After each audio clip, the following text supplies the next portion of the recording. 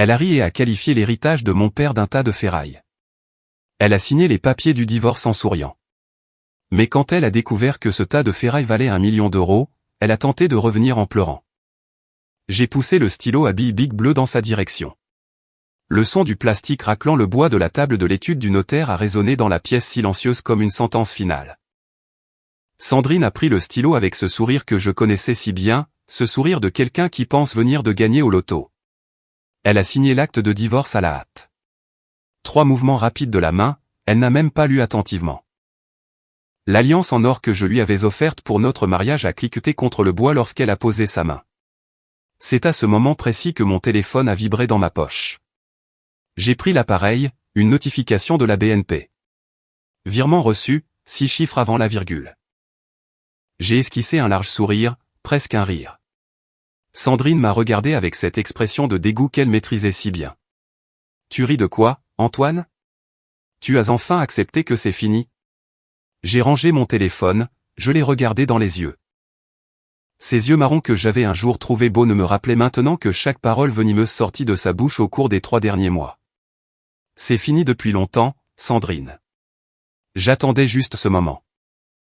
Elle a soufflé, a pris son sac Longchamp contrefait, persuadée que j'ignorais que c'était une imitation, et est sortie en faisant claquer ses talons sur le parquet. Le notaire m'a remis ma copie certifiée avec un regard de pitié. Le pauvre, il pensait que j'étais un homme de plus écrasé par la situation. Si seulement il savait. Tout a commencé il y a 4 mois. C'était un mardi pluvieux de mars, cette pluie fine et persistante qui s'installe sur l'Île-de-France et vous glace jusqu'aux os. Je revenais d'une expertise à Créteil, un appartement qu'une famille voulait vendre en urgence parce que le père avait perdu son emploi. 32 ans dans la même entreprise, licencié par email. La vie peut être cruelle ainsi. Je venais d'envoyer mon rapport quand j'ai reçu l'appel de ma mère. Antoine, mon fils. Sa voix était brisée. J'ai su sur le champ. Mon père était mort. Crise cardiaque foudroyante alors qu'il réparait la clôture de sa propriété dans le Vexin. 73 ans, fort comme un chêne, et son cœur s'est simplement arrêté. Le SAMU a mis 40 minutes à arriver dans cette zone rurale. Quand ils sont arrivés, il était déjà trop tard. J'ai conduit jusqu'au Vexin sous cette pluie battante. Ma Peugeot 208 de 2015 patinait sur le chemin de terre. Les essuie-glaces n'arrivaient pas à évacuer l'eau. Sandrine n'a même pas proposé de m'accompagner. Elle était dans la chambre, à regarder Netflix en mangeant du chocolat. Quand je lui ai dit que mon père était mort, elle a mis la série en pause, m'a regardé par-dessus son téléphone et a dit « Quelle tristesse !» Mais tu vas réussir à tout gérer tout seul, n'est-ce pas? Je suis au milieu d'un épisode. J'aurais dû en finir là, mais on se leurre, on se convainc que c'est un mauvais moment, qu'elle est stressée, que les gens réagissent différemment au deuil. Des mensonges qu'on se raconte à soi-même. L'enterrement fut modeste. Mon père était un homme simple. Il a travaillé toute sa vie comme gardien d'immeuble à Paris. Puis il a acheté un lopin de terre dans le Vexin et a passé les 20 dernières années à cultiver son potager et à élever des poules. Il était de ce genre d'homme qui se lève à 5 heures du matin tous les jours, boivent du café noir sans sucre et trouvent que la climatisation est une futilité, les mains épaisses et calleuses, une odeur de terre et de sueur honnête. Sandrine est venue à l'enterrement parce que je l'ai suppliée. Elle a passé tout son temps sur son téléphone, en talons hauts à un enterrement à la campagne, se plaignant du froid. Quand la mère de Monsieur Gauthier, le voisin de mon père, est venue me présenter ses condoléances et m'a serré dans ses bras en pleurant, Sandrine a levé les yeux au ciel. Le lendemain, il y avait la lecture du testament à l'étude de Maître Renaud, un notaire de Pontoise que mon père connaissait depuis des décennies. Une étude simple, une odeur de vieux papier et de café réchauffé. Moi, ma mère, ma sœur Élise et Sandrine étions assis sur des chaises en cuir craquelé pendant que Maître Renaud ajustait ses lunettes.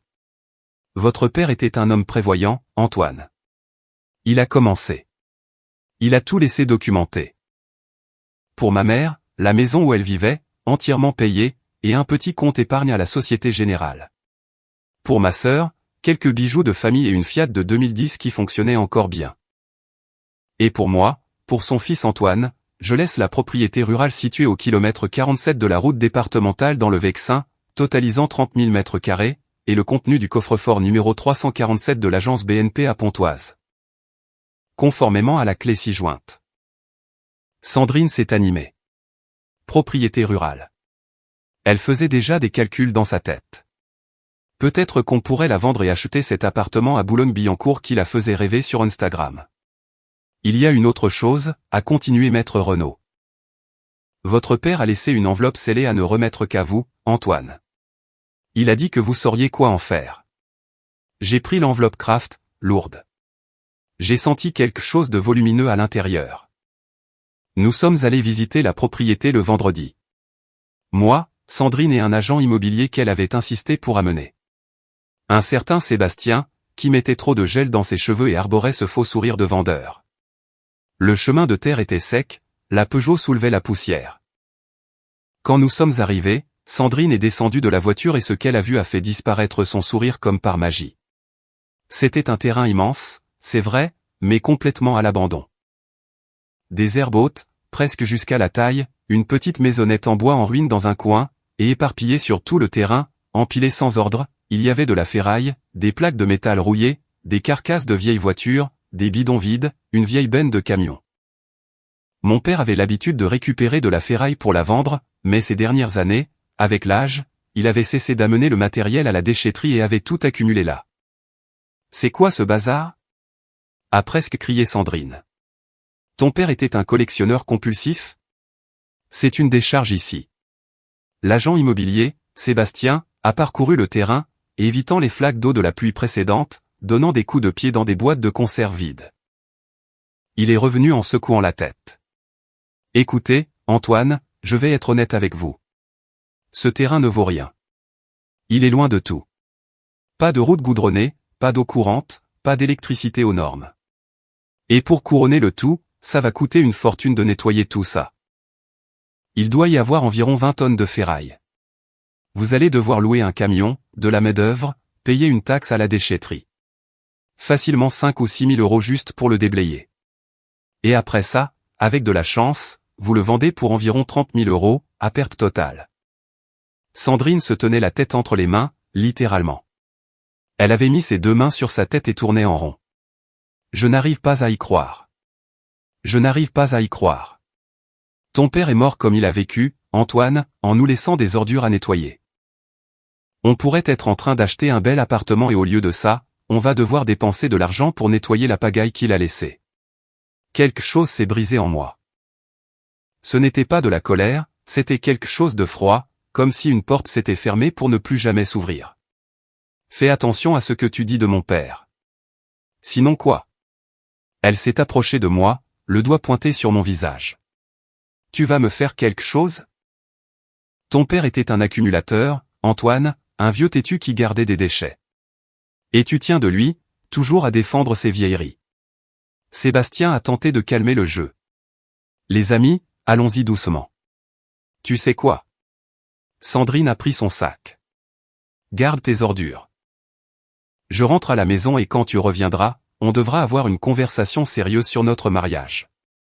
Parce que je ne me suis pas marié pour galérer à cause d'un héritage pourri.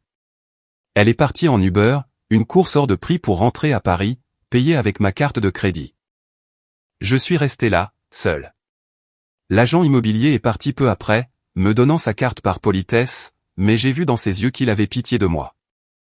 Je me suis assis sur le capot de la Peugeot et j'ai regardé ce terrain. Le soleil se couchait, peignant le ciel d'orange et de rose. Des oiseaux chantaient dans le peuplier que mon père avait planté 20 ans plus tôt. C'est là que je me suis souvenu de l'enveloppe. Je l'ai ouverte sur le champ, assis sur le capot chaud de la voiture. À l'intérieur, il y avait 3 choses. Premièrement, la clé du coffre-fort. Deuxièmement, une lettre manuscrite de l'écriture tremblante de mon père. Et troisièmement, 3 feuilles agrafées avec des plans et des documents de la mairie.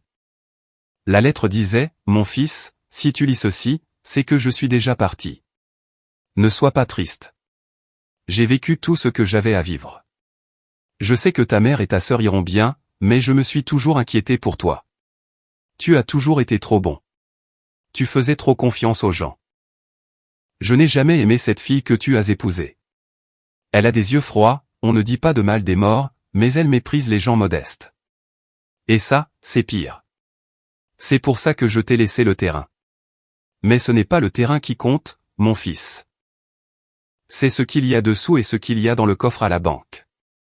J'ai travaillé 50 ans en économisant. Je n'ai jamais dépensé pour des bêtises. Tout ce que j'ai accumulé est à toi. Utilise-le à bon escient. Fais honneur à ton vieux. Et si cette femme ne sait pas t'apprécier, trouve-en une qui le saura. Je t'aime, papa. Mes mains tremblaient quand j'ai fini de lire. J'ai essuyé mes yeux avec le dos de ma main. J'ai ouvert les feuilles agrafées. C'était une étude de faisabilité urbaine de la mairie du village, datée de 3 mois. Et quand j'ai lu, mon cœur a failli s'arrêter. Le terrain de mon père se trouvait exactement sur l'axe d'expansion du nouveau plan local d'urbanisme, PLU. La mairie avait approuvé la construction d'un complexe commercial dans la zone, un projet de revitalisation qui incluait un grand hypermarché, des magasins populaires et une station-service. Et d'après le plan, le terrain de mon père était littéralement au milieu du tracé. Plus que ça, il était à l'angle principal, le point de plus grande valorisation. Je suis expert évaluateur immobilier. Je fais ça tous les jours. Je sais combien vaut un terrain commercial en zone d'expansion et ce terrain, à cet emplacement exact, avec ce nouveau zonage, valait au minimum 500 000 €, et peut-être 600 000 si je négociais bien. Mon père le savait. Il était allé à la mairie, avait parlé à des gens, avait fait des recherches et n'en avait parlé à personne, il l'a juste laissé pour moi, parce qu'il savait que je comprendrais, que je saurais quoi faire. Je suis rentré à Paris en conduisant en pilote automatique. Ma tête tournait à 1000 à l'heure. J'avais 2 options. Raconter à Sandrine et la supporter en la voyant tout dépenser en futilité et humilier ma famille au passage. Ou bien. Quand je suis arrivé à la maison, il était presque minuit. Sandrine était dans le salon avec 2 de ses amies, Chloé et Manon. Des bouteilles de vin blanc vide traînaient sur la table basse. Elle riait fort, médisant sur tout le monde. Quand je suis entré, elles se sont tues. Et alors ? A demandé Sandrine. Tu as décidé ce que tu vas faire avec la décharge ? Pas encore. Je dois réfléchir. Eh bien, réfléchis vite, parce que pendant que tu perds ton temps avec de la ferraille, on pourrait investir dans des choses qui en valent la peine. Chloé, une blonde décolorée qui travaillait comme vendeuse dans une boutique de vêtements, a ri. Imagine, Sandrine. Le beau-père d'Antoine était un de ces vieux radins, non ? Il gardait tout, ne dépensait rien. Je parie qu'il n'avait même pas un sou en banque. Pire, a répondu Sandrine en remplissant son verre. Il a laissé des dettes. Le terrain doit avoir des arriérés de taxes foncières. Elles ont ri. Je suis allé dans la chambre, j'ai sorti l'enveloppe de mon sac à dos et je l'ai cachée au fond de l'armoire, dans une boîte à chaussures où je gardais de vieux documents. Le lundi, j'irai à l'agence BNP de Pontoise, mais avant ça, je devais faire quelque chose. Le samedi matin, pendant que Sandrine faisait la grasse matinée, comme toujours, je me suis rendu dans un cabinet d'avocats dans le 15e arrondissement. Maître Charpentier, un avocat spécialisé en droit de la famille que je connaissais d'une expertise que j'avais faite pour lui des années auparavant. J'ai expliqué la situation. Il a tout écouté, les doigts entrelacés, avec cette expression d'avocat en pleine réflexion. Antoine, laissez-moi voir si j'ai bien compris. Vous avez hérité d'un bien qui vaut beaucoup d'argent, mais votre femme ne connaît pas sa valeur réelle et vous voulez divorcer avant qu'elle ne le découvre. C'est ça. Et elle a manqué de respect à la mémoire de votre père. Énormément. Il a soupiré. Écoutez, légalement, tout ce dont vous héritez est un bien propre. Un héritage n'entre pas dans le partage des biens du mariage, même sous le régime de la communauté réduite aux acquêts. Mais, il a fait une pause. Si elle découvre la valeur avant que le divorce ne soit finalisé, elle pourrait tenter d'argumenter que vous avez agi de mauvaise foi, que vous avez dissimulé des informations. C'est difficile à prouver, mais ça peut tout retarder et causer des ennuis. Et si elle renonce à l'héritage de son plein gré? Il a souri. Là, c'est une autre histoire. Si elle signe un document formel, renonçant à tout droit sur les biens hérités par vous, en affirmant qu'elle considère ces biens sans valeur, c'est irrévocable. Elle ne peut pas revenir en arrière. Parfait. Préparez le document. Êtes-vous sûr de vouloir faire ça? J'ai regardé par la fenêtre du bureau. En bas, le boulevard était embouteillé. Ce trafic parisien qui ne finit jamais. Une femme se disputait avec son mari dans une Renault Clio blanche au feu rouge. J'ai pensé à tout ce que Sandrine avait dit sur mon père, sur moi. J'en suis certain. Le lundi, j'ai pris la voiture et je suis allé à Pontoise. L'agence BNP se trouvait en centre-ville, un vieil immeuble avec cette odeur de banque, de climatisation glaciale et de café. J'ai montré la clé et les documents. La directrice, une dame d'une cinquantaine d'années avec des lunettes, m'a conduit à la salle des coffres. Ce coffre est ici depuis 1987, a-t-elle dit. Votre père était un ancien client de la banque. Quand elle a ouvert le coffre, j'ai dû m'asseoir. À l'intérieur, il y avait des liasses et des liasses de vieux billets en francs qui n'avaient plus cours légal. Mais sous le vieil argent, il y avait 3 choses qui avaient de la valeur, une enveloppe avec des actions anciennes de Total, achetées en 1995, une liasse de vieux bons du Trésor et un livret d'épargne de la Société Générale, de 1988. Avec des dépôts réguliers pendant 30 ans. Je savais ce que cela signifiait. Mon père avait économisé toute sa vie, chaque centime, et avec les intérêts composés, la valorisation des actions, les gains des bons qui n'avaient jamais été encaissés. La directrice de la banque m'a aidé à faire le calcul et à tout régulariser. Il a fallu 3 semaines de bureaucratie, de visites chez les notaires, de mise à jour de documents, de rachat de vieux titres. À la fin, après impôts et taxes, le montant net qui est tombé sur mon compte était de près de 400 000 €. Sans compter le terrain. Pendant ces 3 semaines, Sandrine était de plus en plus insupportable. Elle avait commencé à sortir davantage, à rentrer tard, le maquillage coulé. Je n'ai rien dit, j'ai juste observé. Une nuit, elle est rentrée à 2 heures du matin. J'étais dans le salon, dans le noir, en train de boire un verre d'eau. Elle est entrée en faisant du bruit, a trébuché sur le tapis, a ri toute seule. Tu es réveillé? Je le suis. Elle s'est assise à côté de moi sur le canapé, une odeur de tabac froid. Antoine, il faut qu'on parle sérieusement. À propos de notre mariage. Elle a soupiré. Je ne suis pas heureuse. Tu n'es pas heureux. On est juste ensemble par inertie. Et que suggères-tu? Le divorce, mais un divorce à l'amiable, tu sais? Sans dispute. On se partage l'appartement, la voiture, et chacun suit sa vie. Et l'héritage de mon père? Elle a éclaté de rire. Un rire fort, presque hystérique. L'héritage, Antoine, c'est un problème, pas un héritage. C'est un terrain plein d'ordures qui va coûter une fortune à nettoyer. Je ne veux rien de tout ça. Je renonce. Tu gardes la décharge de ton père. Je garde l'appartement et la Peugeot 308. C'est juste, non? Juste. Elle pensait qu'elle m'arnaquait. Il faut que ce soit sur papier, ai-je dit. Que tu renonces à l'héritage. Pas de problème. Le plus tôt sera le mieux. La semaine suivante, nous avons pris rendez-vous avec Maître Charpentier. Sandrine a également amené une avocate, une certaine Maître Deschamps, qui facturait 200 € de l'heure et passait la moitié du temps sur son smartphone.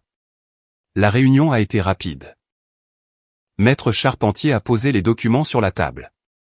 L'accord de divorce, le partage des biens et le document spécifique de renonciation à l'héritage.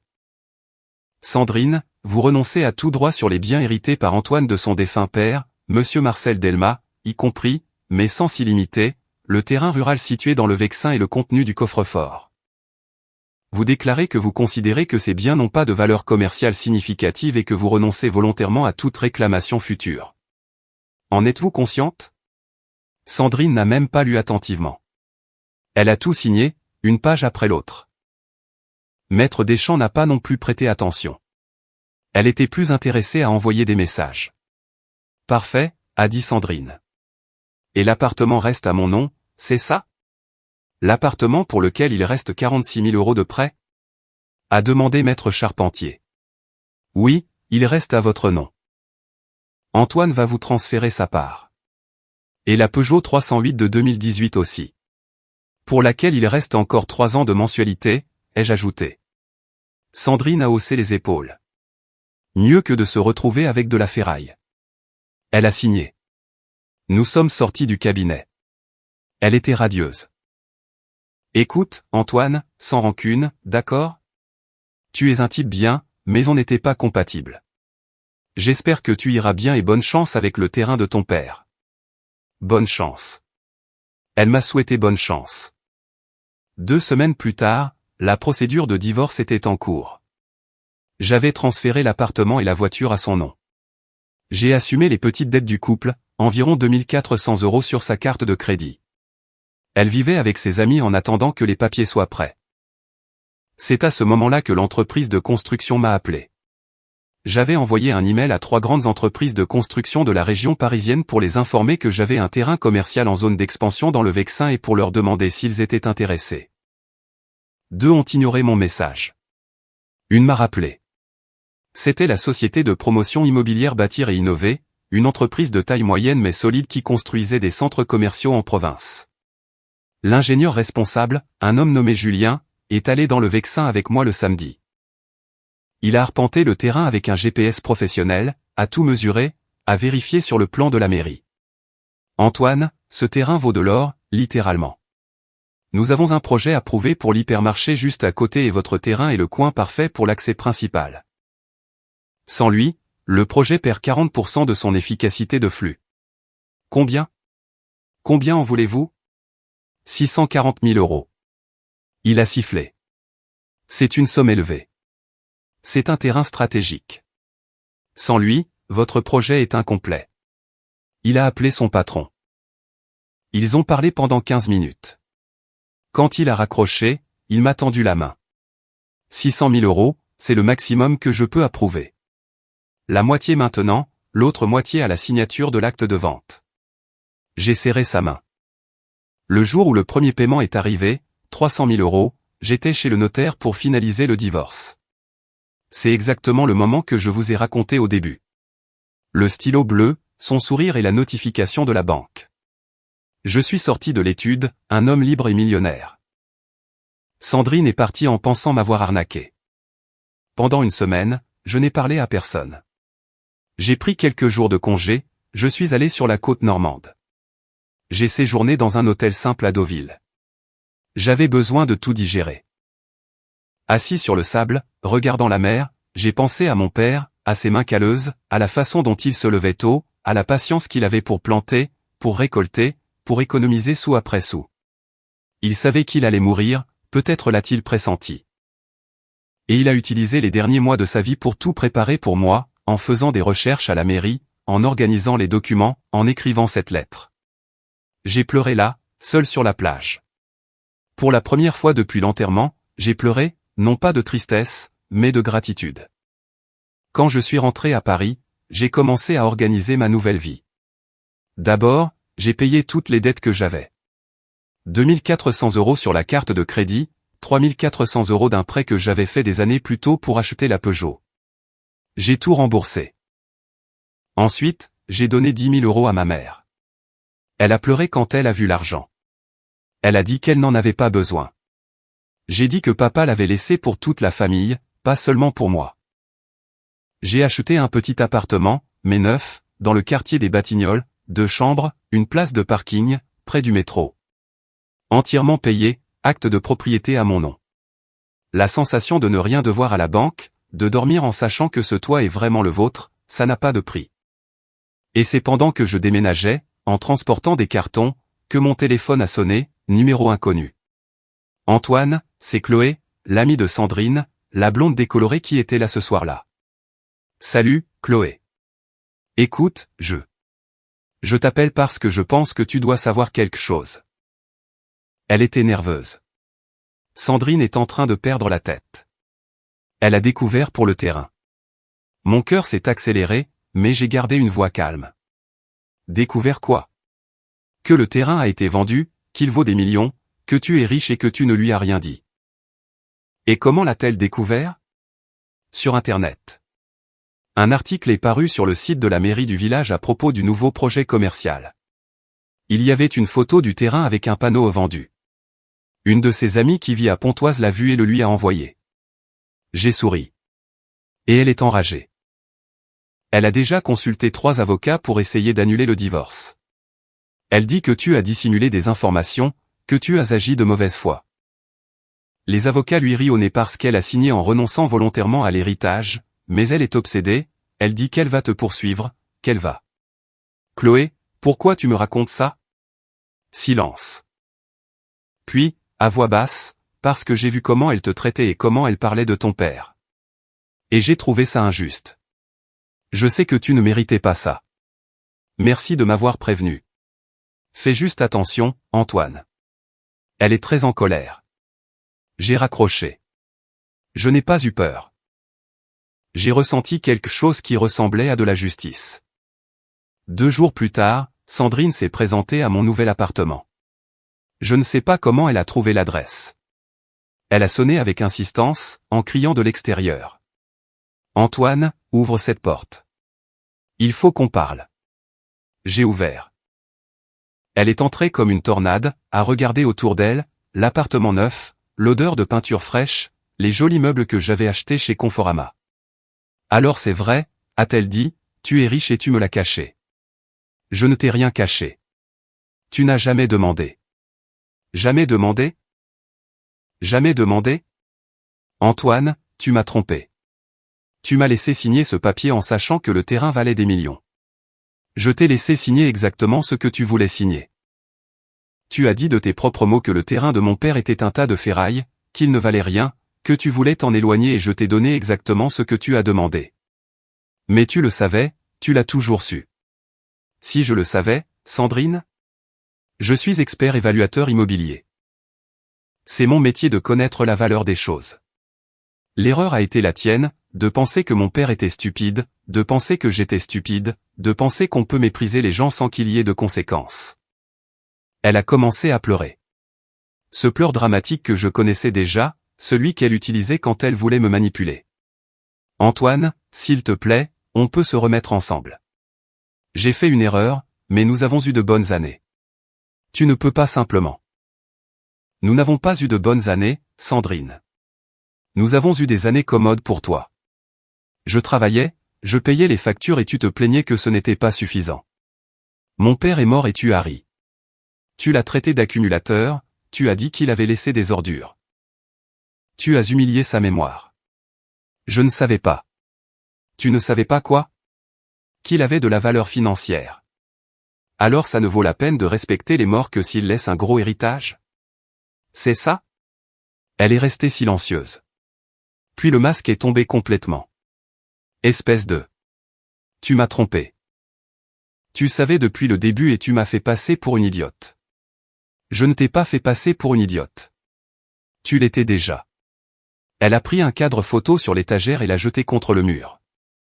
Le verre a volé en éclats. Je n'ai pas bougé.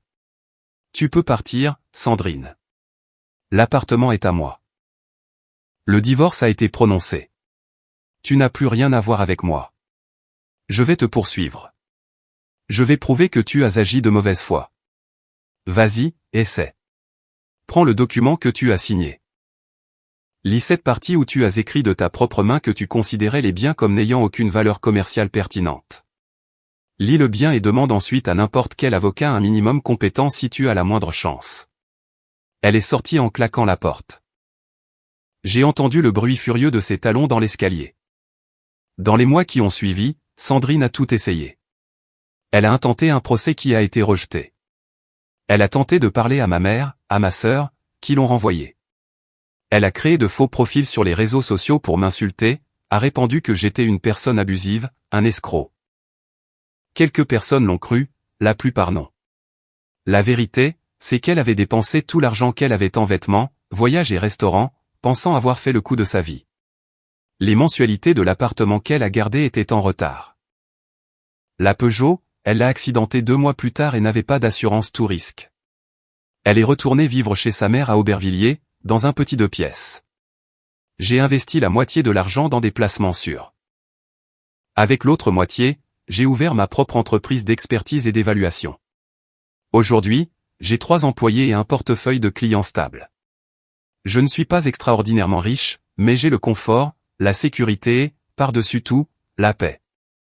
Avec l'argent, j'ai rénové la maison du Vexin, où vit ma mère. J'ai changé le toit, refait l'électricité, posé un nouveau sol, transformé une des chambres en un petit mémorial pour mon père, avec ses outils, de vieilles photos, le fauteuil où il s'asseyait pour boire son café. Et vous savez ce que j'aime le plus? Chaque dimanche, je conduis jusque-là. Je me lève tôt, je m'arrête en chemin pour acheter des croissants à la boulangerie de Pontoise. J'arrive chez ma mère au lever du soleil. On prend le petit déjeuner ensemble, avec du pain beurré et du café, comme seule une mère sait le faire.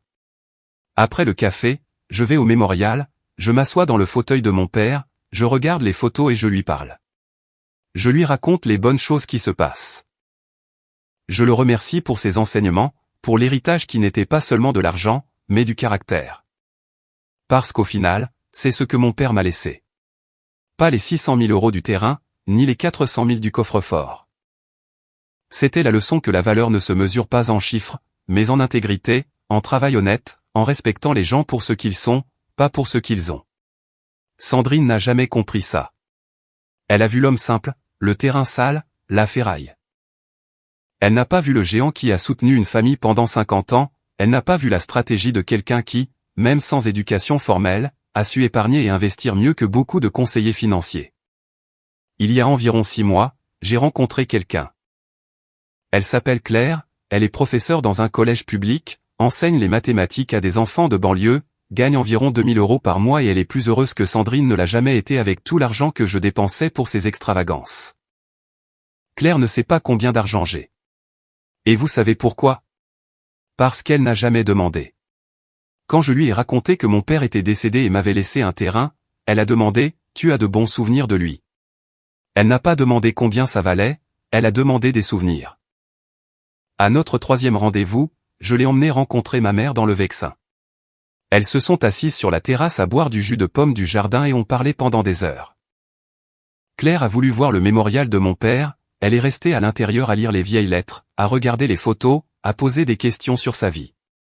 En sortant, elle a dit, « Ton père était un homme sage, Antoine. » Ça se voit sur les photos, dans ses yeux. C'était la première fois que quelqu'un disait ça, et c'est là que j'ai su que j'avais trouvé quelqu'un qui comprenait. Aujourd'hui, alors que j'écris ceci, je suis assis sur la terrasse de la maison du Vexin. C'est dimanche. Ma mère est dans la cuisine à préparer le déjeuner. Claire est dans le salon à jouer avec les chats. L'odeur du poulet rôti qui sort du four remplit la maison. De temps en temps, je reçois encore des messages de Sandrine, toujours les mêmes, disant qu'elle a fait une erreur, qu'elle veut parler, qu'on pourrait essayer à nouveau. Je la bloque et je continue ma vie, parce que j'ai appris quelque chose que mon père a essayé de m'enseigner toute sa vie et que je n'ai compris qu'après son départ. Certaines personnes vous aimeront pour ce que vous êtes, d'autres pour ce que vous avez. Et la différence entre les deux se révèle toujours. Tôt ou tard, le masque tombe. L'erreur est d'insister avec quelqu'un qui vous a déjà montré la vérité.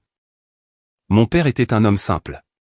Il se levait tôt, travaillait dur, économisait chaque centime. Les gens se moquaient de lui. Ils le traitaient de radin, de pingre, d'accumulateur. Sandrine riait. Ses amis riaient. Mais vous savez qui n'a pas ri? Moi, ma mère, ma sœur, les gens qui l'aimaient vraiment.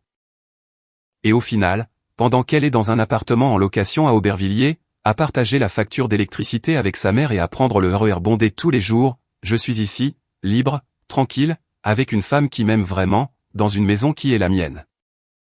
Avec un avenir que j'ai construit avec les outils que mon père m'a laissés, pas seulement l'argent, mais la dignité, le caractère, la patience de planter aujourd'hui pour récolter demain.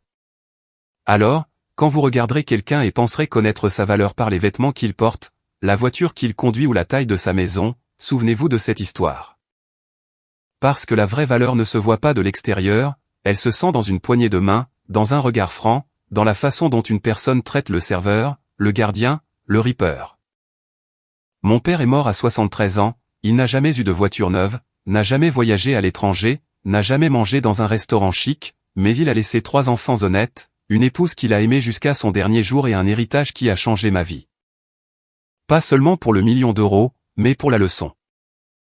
Et Sandrine, elle a eu la chance de faire partie de cela, d'honorer cet homme, de construire quelque chose de solide avec moi, mais elle a préféré rire, mépriser, choisir ce qui brille plutôt que ce qui a de la valeur, et elle en a payé le prix. Commentaire, je crois sincèrement que chaque épreuve que nous traversons nous offre une opportunité précieuse de grandir. Cette histoire est un rappel puissant de l'importance de l'intégrité, du respect de soi et de la capacité à poser des limites. Elle nous invite à réfléchir aux valeurs fondamentales qui devraient guider nos vies au quotidien. Apprendre à discerner ce qui est vraiment essentiel et à se séparer de ce qui nous nuit est un pas vers la guérison. Choisir la gentillesse et l'authenticité, c'est investir dans des relations qui nourrissent notre âme. N'oubliez jamais que votre vraie valeur ne se mesure pas à ce que vous possédez, mais à la personne que vous êtes et à la façon dont vous traitez les autres. Prenez le temps de cultiver ces qualités et de vous entourer de ceux qui vous élèvent. Je vous encourage à toujours choisir la sérénité et la vérité, car c'est là que réside le bonheur durable. Votre responsabilité est de bâtir une vie en accord avec vos principes les plus profonds.